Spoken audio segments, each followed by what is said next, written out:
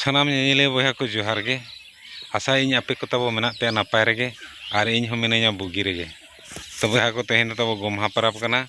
तेहन जहाँ को मेना सान बोंगा कुनामी रे गोमहा परब और दिकु को राखी पूर्णिमा मेनते को मेता कना मेनखान राखी दो तब अब परब दो बांग कना अब दो गोमहा परब कना सेदाय खन गे मेना और सेदाय जहाँ बाको मेना काड़ो कुइली कथा मा पलनो जतो हड़ गे बो बड़ाय आकाद गया आदो अब परब कन गया नोड़े खन बड़ाय कना गोमहा परब रे दो गोमहा परब हिलो दो को मेना बाको कमिया बाद बैहड़ करे दो गोमहा हिलो दो चेदा बाको कमिया ओना रे हम कहानी मेना पालनो जतो हड़ बो बड़ाय आकाद गया तेहें मेन दो गोमहा परब रे आड़ी मारंग कहानी मेना तेहें दिन रे कहानी आड़ी नापाय कहानी कना टुअर कोड़ा गिद्रा और कुड़ी गिद्रा किन ताहे कना आदो उनकिन दो मामू ओड़ा रे किन ताहे कना मामू दो अड़ी तेद ए दुलार किन ताहें चिकाते टुअर गिद्रा कना आज मिसराज गिद्रा कना किन मेनखान उनकिन गिद्रे आज मम्मी दो अड़ी तेद ए यही से हसुए है जोखन आज मामू बाय ताहेना उनकिन एगेर किना कमी को जहाना को भेजा किना आदो नौका के गोमहा परब सेटरना गोमहा परब रे मामू मेता किन कना भणजा भणजी तिकिन भणजा भणजी इन दो तब जिल अगुन चला कना और अबिन बकरा दो तो पेंट कुछ अगू तरया आदो उनकिन हो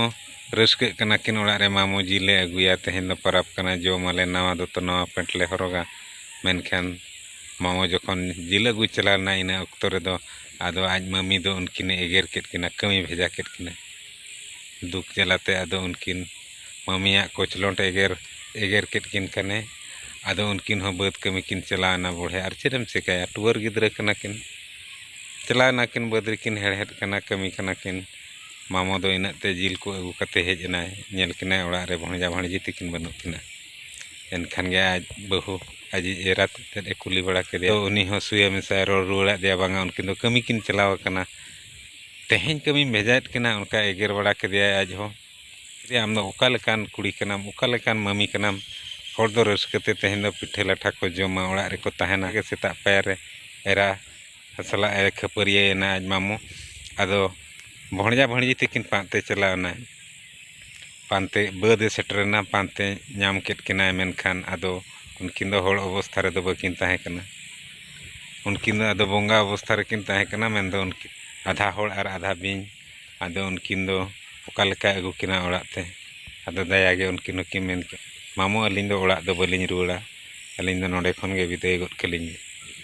एनखान मामू हो अड़ी तेने दयाना और दुखते उनकिन विदाय केट किना जहाँ हरते उनकिन किन चलावना उनका तेगे काड़ो कुइली गाड़ा दो बनाना नौका मिट्टी कहानी मेना अब सावता रे तो तीना सरिया तीना सतवा ओना दो बाबा बड़ाय का मेनखान मिट्टी कहानी मेना निहाती सारी हुई जहान को नवा सेदाय रे नौका घटना हुई को तो ठीक है तेना गोमहा परब इदी कते नौका नवा वीडियो बो बनाव का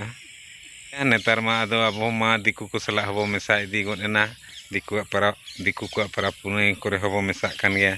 तेहें दो दिकु को दो रक्षा बंधन राखी पूर्णिमा को मतागा आदो नेल नेलते आबोरिन गाणा को आबोरिन गिद्रे को राखी को तोलोक कना मेनखान आबो दो बांग कना नवा दो मिद लेका मेन दो राखी तोलोक दो आबोरिन दो बाको तोलोक खान हो अड़ी नापायोग गया तो ठीक है आपे को तब तेहें परब ओका पे मनाव किया कमेंट करते तब लई पे कुसिया खान पे नवा वीडियो तब लाइक पे कमेंट पे शेयर पे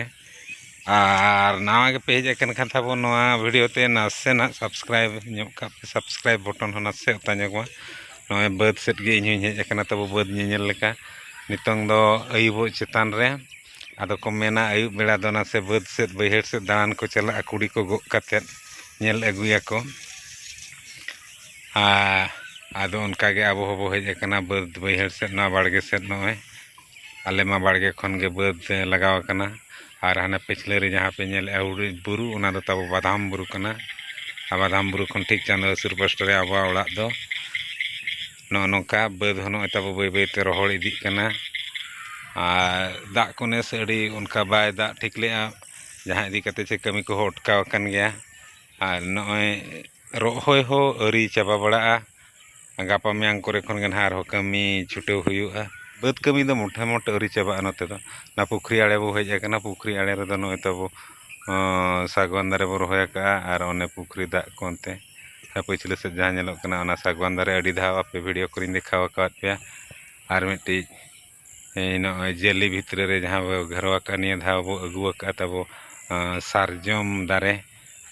दारे हबो रहोया का ओने तरा ओना जेली एसेद का अबो पाछे मेरम को जमा मेनते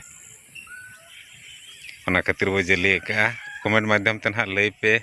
चेक लेका वीडियो पे बुझाव के जुदी कोई कुसिया खान लाइक पे कमेंट पे शेयर पे